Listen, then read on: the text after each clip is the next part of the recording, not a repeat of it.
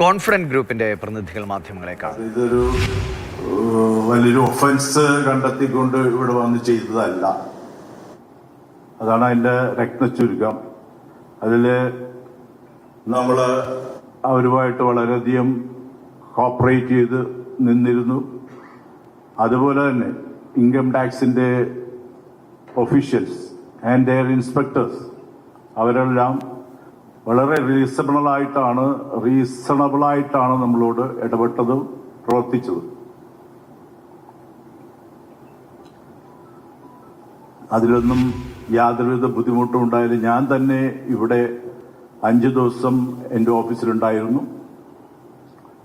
അവർ പറയുന്ന ടൈമിൽ, നമ്മളുടെ റുട്ടീൻ ടൈമിൽ തന്നെ 8:30 ആകുമ്പോൾ വരും, വൈകുന്നേരം 9 മണിയാകുമ്പോൾ പോവും. ഈവൻ എനിക്ക് പേഴ്സണലായിട്ട് ചില കാര്യങ്ങളുണ്ടായപ്പോഴും അവരെന്നെ വിട്ടു, സൺഡേസിലെല്ലാം എന്നെ വിട്ടു. അപ്പോൾ അതുപോലെ വളരെ റെസ്പെക്റ്റോടുകൂടിയാണ് അവർ ചെയ്തിരുന്നത്. അല്ലാതെ ഒരു ഭീകരമായ രീതിയിലുള്ള ഹറാസ്മെന്റോ അങ്ങനെയുള്ള കാര്യങ്ങളൊന്നും അവർ ചെയ്തിരുന്നില്ല. ഇത് തന്നെയാണ് ബാംഗ്ലൂരും നടന്നതെന്ന് എനിക്ക് ഏതാണ്ട് ഉറപ്പാണ്. പിന്നത്തെ കാര്യം എന്ന് പറഞ്ഞാൽ, നമ്മളിവിടെ പല പല മീഡിയയിലൂടെ പല യൂട്യൂബേഴ്സിലൂടെയും, കൂടുതലും യൂട്യൂബേഴ്സ്, നല്ല യൂട്യൂബേഴ്സും ഉണ്ട്, മോശമായി കാണിക്കുന്ന യൂട്യൂബേഴ്സും ഉണ്ട്, നമ്മൾക്കറിയാമല്ലോ. അപ്പോ ഈ പല വിരലെണ്ണാവുന്ന യൂട്യൂബേഴ്സ് ഈ റെയ്ഡിനെ കുറിച്ചും അതുപോലെ കമ്പനിയെ കുറിച്ചും, പ്രത്യേകിച്ച് മരിച്ചുപോയ ചെയർമാനെ കുറിച്ചും വളരെ മ്ലേച്ഛകരമായ രീതിയിലുള്ള റിപ്പോർട്ടിംഗ് ഒക്കെയാണ് ചെയ്തുകൊണ്ടിരുന്നത്. അത് വളരെ ഞങ്ങൾക്ക് എല്ലാവർക്കും ബുദ്ധിമുട്ടുണ്ടാക്കി കൊണ്ടിരിക്കുന്നു. അതുകൊണ്ടാണ് ഈ പ്രത്യേകിച്ച് ഈ ഒരു പ്രസ് മീറ്റ് നടത്താം എന്ന് തീരുമാനിച്ചത്. പലരെയും വ്യക്തിപരമായിട്ടെല്ലാം അതിൽ അവർ അധിക്ഷേപിച്ചും ചില കുടുംബങ്ങളെ തകർക്കുന്ന രീതിയിലുള്ള മെസ്സേജുകൾ, അതായത് യൂട്യൂബ് ചാനലിലൂടെ പ്രചരിപ്പിക്കുകയൊക്കെ ചെയ്തു. അതൊരു നല്ലൊരു പത്രപ്രവർത്തനമാണോ അല്ലെങ്കിൽ മറ്റൊരു മാധ്യമ പ്രവർത്തനമാണോ എന്ന് പറഞ്ഞാൽ നമ്മളൊട്ടും അതിനെ അംഗീകരിക്കില്ല.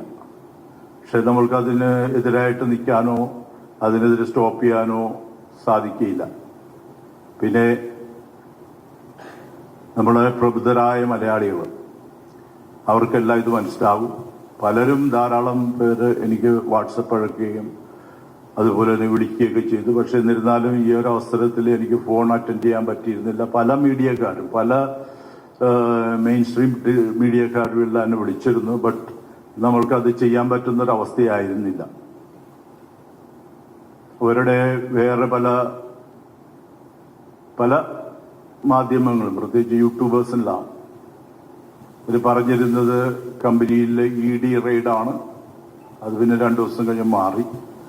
പിന്നെ അവർ പറയുന്നത് PMLA ആണ്, ഫെമയാണ്, അതുപോലുള്ള ഏജൻസികൾ അന്വേഷിച്ചുകൊണ്ടിരിക്കുന്നു. വലിയൊരു കോലാഹലം സൃഷ്ടിക്കുന്ന ഒന്നായിരുന്നു അത്.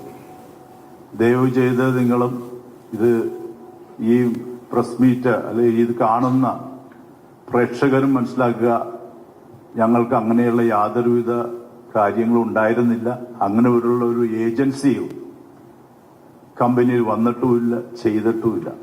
റുട്ടീൻ, ഞാൻ നേരത്തെ പറഞ്ഞ റുട്ടീൻ ഇൻവെസ്റ്റിഗേഷനാണ്.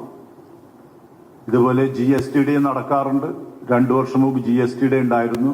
അതായത് ഗവൺമെന്റിന്റെ വരുമാന സ്രോതസ്സുകളാണ് ഇതുപോലുള്ള ഇൻകം ടാക്സും GST അതുപോലുള്ള വരുമാനങ്ങൾ ഒളിപ്പിക്കുന്ന വ്യക്തികളുണ്ടാവും. പൊതുവെ എന്താ പറയുക, തെറ്റുകൾ പറ്റിയിട്ട് ചെയ്യുന്ന ആൾക്കാരുണ്ടാവും. അപ്പോ അതിനെല്ലാം ഇത് വരുന്ന ആൾക്കാരെ ഇതിനെല്ലാം ഈ ED അല്ലെങ്കിൽ PMLA മറ്റൊന്നും ജനങ്ങളുടെ ഉള്ളില് ഒരു പരിഭ്രാന്തി, പ്രത്യേകിച്ച് ഞങ്ങളുടെ ക്ലയൻസിന്റെ ഉള്ളില്. ഞങ്ങൾക്കൊരു 16,500 ക്ലയൻസ് ഉണ്ട്. ഇവരെല്ലാം അവരുടെ ഹാർഡ് ഏൺ മണി കമ്പനിയിൽ ഇൻവെസ്റ്റ് ചെയ്തിട്ടാണ് അത് കൊണ്ടുപോകുന്നത്. അപ്പോൾ ഇവിടെ കമ്പനിയിലേക്ക് ധാരാളം ആൾക്കാർ മെയിലുകളും നേരിട്ടും ഫോണിലൂടെയും ഒക്കെ നമ്മളെ അപ്രോച്ച് ചെയ്തു. അവർക്കെല്ലാം പൂർണ്ണമായും ധൈര്യമുണ്ട്, എല്ലാ കാര്യങ്ങളും ഉണ്ട്, ഇതൊരിക്കലും പറ്റിക്കപ്പെടില്ല.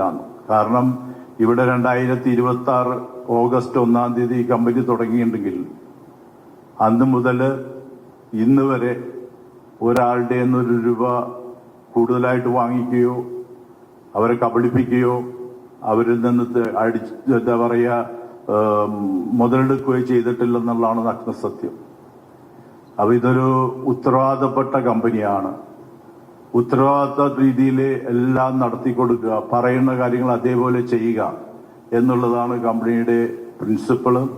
അതുതന്നെയാണ് ഞങ്ങളുടെ മുദ്രാവാക്യവും.